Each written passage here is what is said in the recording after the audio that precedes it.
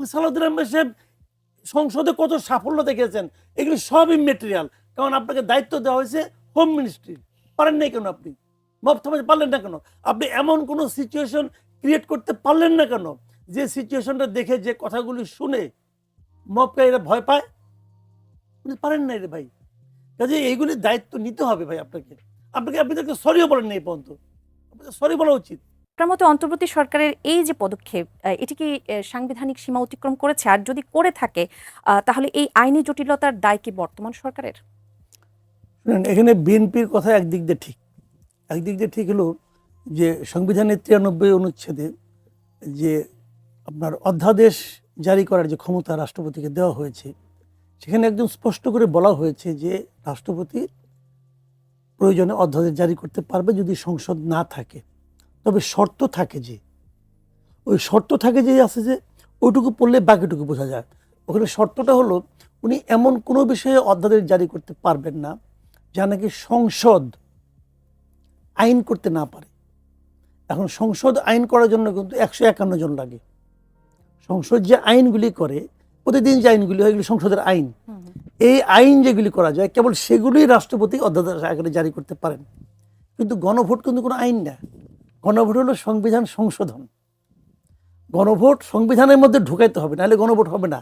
আইন দ্বারা গণভোট করা যাবে না। তো ওই জিনিসটা রাষ্ট্রপতি আসলে পারেন না। এটা যে পারেন না, এটা একদম মানে সাংবিধানিকভাবে সত্য। এখন প্রবলেমটা অন্য জায়গায়। প্রবলেমটা এটা কিন্তু যখন গণভোটের আয়োজন করে, আমি কিন্তু তখনও বলছিলাম অনেক জায়গায়, আমার যেখানে যেখানে আমি গেছি সেখানে আমি বলছি যে এই গণভোট সঠিক হচ্ছে না, এই গণভোট অবৈধ গণভোট। এটা কিন্তু আমি বলেছি।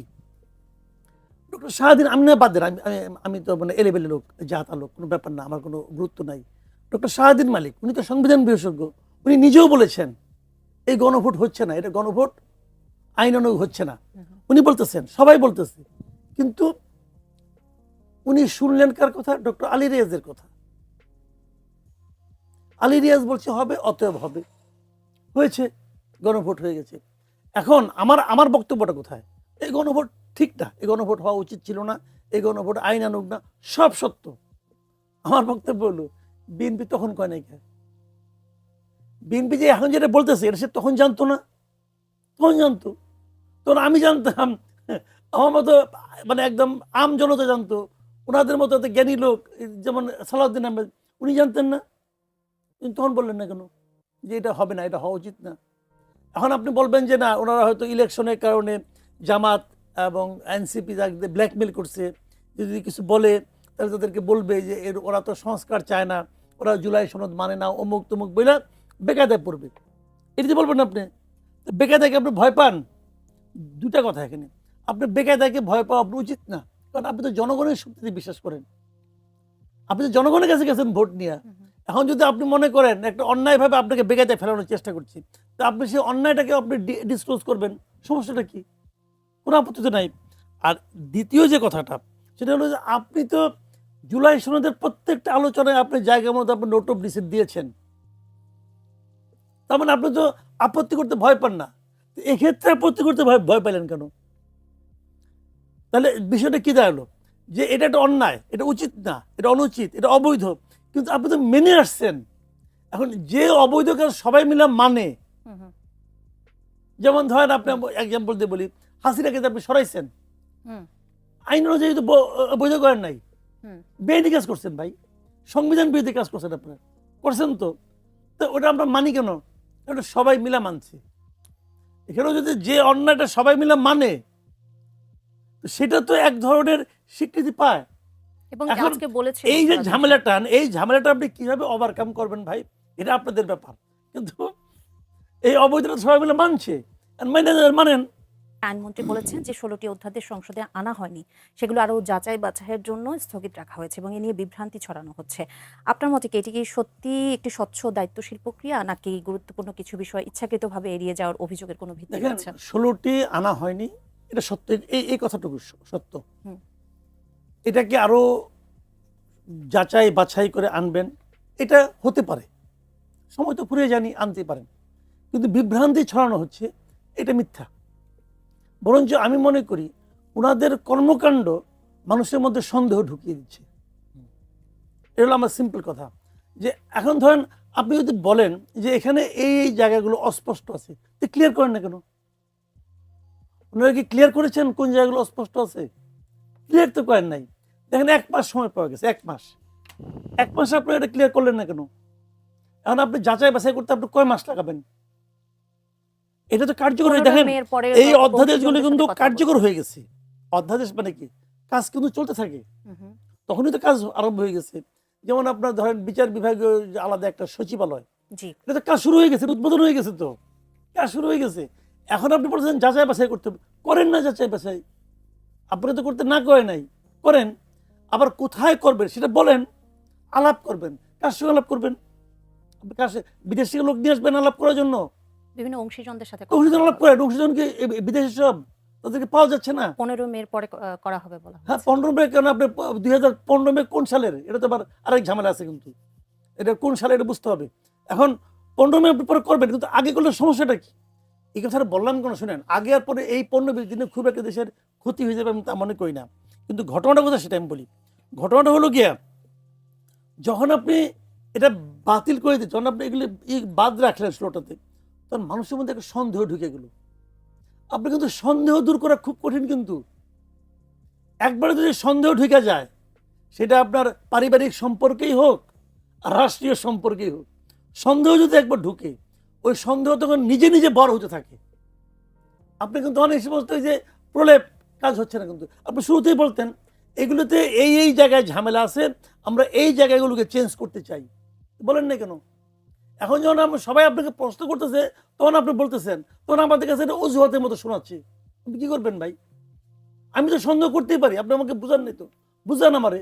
তো এখন দেখেন অনেকগুলি আছে যেগুলো নাকি আমি পার্সোনালি মনে করি যে এগুলি আপনাদের মেনে নেওয়া উচিত হয় নাই। অন্তর্বর্তীকালীন সরকার অনেক কিছু করছেন, তাদের সুবিধার জন্য করছেন।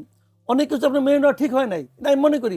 আমাকে ব্যাখ্যা দিয়েছেন আপনি? কোনো ব্যাখ্যা দেন নাই তো, ওগুলো তো ব্যাখ্যা দেন নাই, ওগুলো আপনার মধ্যে আপনি করে নিছেন। আবার এখানে যখন আসছে, তখন আপনি এগুলি যেগুলো আপনার পছন্দ না, সেগুলো আপনি বলতেছেন যে সন্দেহ আছে।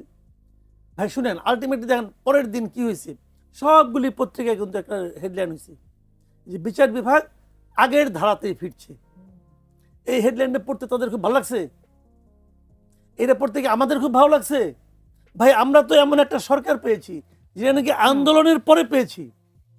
আন্দোলনের পরে আন্দোলনের মাধ্যমে পাওয়া একটা সরকারের কাছ থেকে আমাদের এগুলো চাইতে হবে কেন? ওনারা কি আন্দোলনের পালস টের পান নাই? শুনেন, আমি একটা কথা বলি ভাই, আপনি সরকারে থাকেন আর না থাকেন, অসরকারে থাকেন আর বিরোধী দলে থাকেন, যেখানেই থাকেন, মাথায় রাখবেন এই আন্দোলনটা কি হয়েছিল, কি উদ্দেশ্য নিয়ে হয়েছিল, এগুলি কিন্তু ঢাকার দেয়ালে দেয়ালে এখনো আছে। যান না ঢাকা ইউনিভার্সিটি এলাকায় যান, দেখবেন দেয়ালে দেয়ালে আছে। যে কোনো জায়গায় যান, বড় মিরপুরে যান, দেখবেন দেয়ালে দেয়ালে এখনো আছে। আপনারা কি করছেন? সেই কাজগুলো ওই দেয়ালের লেখার সঙ্গে মিলাই নেন। আমি যদি দেখেন জুলাই আন্দোলনে আমাদের এখানে বেশ কয়েকজন শিশু মারা গেছে, এবং এই শিশু মারা যাওয়ার জন্য আমরা কি মামলা করি নাই? মামলা করছি। এই মৃত্যুগুলি মৃত্যু, এই মৃত্যুগুলি মৃত্যু না? এবং ওইগুলি মারা গেছে একজন ব্যক্তির অথবা একটা দলের তাদের ক্ষমতা লোভের কারণে মারা গেছে।